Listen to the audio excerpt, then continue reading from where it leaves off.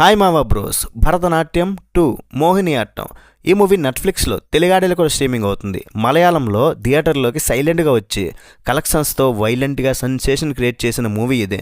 పేరు చూసి ఇదేదో క్లాసిక్ డ్యాన్స్ మూవీ అనుకోవద్దు భయ్య. ఇది పక్కా డార్క్ కామెడీ క్రైమ్ థ్రిల్లర్. అక్కడైతే బ్లాక్ బస్టర్ హిట్ కొట్టింది. బడ్జెట్ పెట్టింది 5 నుండి 6 కోట్లంట మధ్యలో. కానీ బాక్సాఫీస్ దగ్గర ఏకంగా 40 కోట్లు కొల్లగొట్టేసిందంట.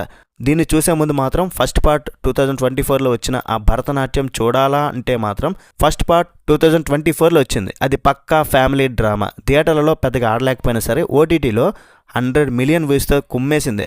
ఆ ఫస్ట్ పార్ట్ చూస్తే ఈ క్యారెక్టర్స్తో ఆ ఫ్యామిలీ కనెక్షన్స్తో ఇంకా మీకు కొంచెం బాండ్ అవుతారు. కానీ ఫస్ట్ పార్ట్ చూడకపోయినా డైరెక్ట్గా ఈ పార్ట్ 2 చూడొచ్చు. ఎందుకంటే ఇది ఒక ఫ్రెష్ స్టోరీ. మరి మూవీ చూసాక నాకేమనిపించిందంటే అట్లా వెళ్ళిపోయింది భయ్య సినిమా. మంచి time pass, dark comedy, family thriller.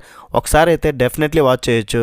కొంచెం ఫన్, కొంచెం thrill, out and out comedy movie కాకపోయినా సరే సిచ్యువేషనల్ కామెడీతో కొంచెం థ్రిల్ చేస్తూ అట్లా వెళ్ళిపోయింది భయ్య. రొటీన్కి భిన్నంగా ఒక సిచ్యువేషనల్ డార్క్ కామెడీ థ్రిల్లర్ చూడాలనుకునే వాళ్ళకి మాత్రం ఈ సినిమా ఫ్యామిలీతో చూడడానికి ఒక మంచి టైంపాస్. అండ్ ఒక 15 మినిట్స్ మాత్రం ఎక్స్ట్రా లాంగ్ అనిపించింది. సో ఫస్ట్ ఒక 20 మినిట్స్ కొంచెం ఓపిక పట్టాలి. ఒక మర్డర్, ఆ డెడ్ బాడీని దాచడానికి ఆ ఫ్యామిలీ పడే పాటలు, ఆ కన్ఫ్యూజన్, ఆ టెన్షన్, ఇదంతా డార్క్ కామెడీతో స్క్రీన్ మీద బాగానే చూపించారనిపించింది. బేసిక్గా నాకు మలయాళం మూవీస్లో నచ్చేది న్యాచురాలిటీ. ఎక్కువ ఓవర్ యాక్షన్ లేకుండా స్టోరీని బేస్ చేసుకుని క్యారెక్టర్స్ని బాగా రాసుకుంటారు. సైజు కురుప్ యాక్టింగ్ చాలా బాగుంది. కష్టాల్లో ఇరుక్కున్న ఒక సాధారణ మనిషి ఆ టెన్షన్లో పడే కంగారు చూస్తే అక్కడక్కడ బాగానే అనిపిస్తుంది. తన ఇన్నోసెంట్ టైమింగ్తో బాగానే చేశారు అతను. అండ్ అతనికి స్టార్టింగ్లోనే 150 ఫిలిం అని ఎలివేషన్ అండ్ రజనీకాంత్ గారి సినిమాకి ఎలా టైటిల్ వేస్తారు అట్లా డిజైన్ చేశారు, బాగుంది. సూరజ్ వెంద్రమోడు అండ్ సపోర్టింగ్ కాస్ట్ చాలా బాగున్నాయి. సూరజ్ విలనిజం బాగుంది. ఆ బ్లాక్ మెయిలింగ్ ట్రాక్ చాలా న్యాచురల్గా వర్కౌట్ అయింది. సినిమా స్టార్టింగ్ మాత్రం ఒక ఫ్యామిలీ డ్రామా లాగా కూల్గా స్టార్ట్ అవుద్ది. ఆ క్యారెక్టర్స్ని వాళ్ళ మధ్య ఉన్న చిన్న చిన్న ప్రాబ్లమ్స్ని ఎస్టాబ్లిష్ చేయడానికి కొంచెం టైం తీసుకుంటారనమాట. హీరో వాళ్ళ ఫ్యామిలీకి ఒక పెద్ద తలనొప్పి వచ్చి పడడం, ఇవన్నీ చూస్తుంటే ఒక క్యూరియాసిటీ బిల్డ్ అవుద్ది. ఇక ఇంటర్వెల్కి వచ్చేసరికి ఆ టెన్షన్ పీక్స్కి వెళ్ళి ఒక సాలిడ్ బ్యాంక్ పడుద్ది భయ్య.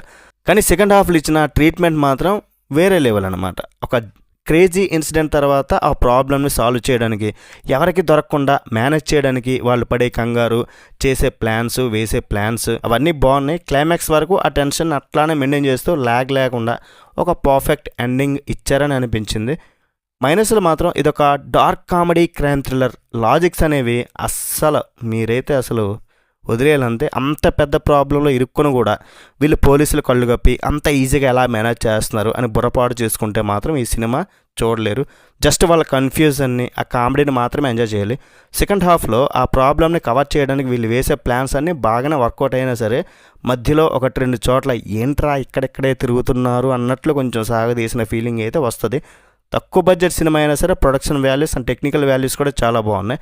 ఫైనల్గా భరతనాట్యం ఫస్ట్ పార్ట్ కన్నా బెటర్గా ఉంది. ఫ్యామిలీతో కలిసి అయితే డెఫినెట్లీ చూడొచ్చని అనిపించింది నాకైతే. రేటింగ్ ఎంత ఇస్తానంటే ఈ మూవీకి 3/5. రివ్యూ నేస్తే ఒక like, share, subscribe. Next video మళ్ళీ కలుద్దాం. Bye bye. జై హింద్.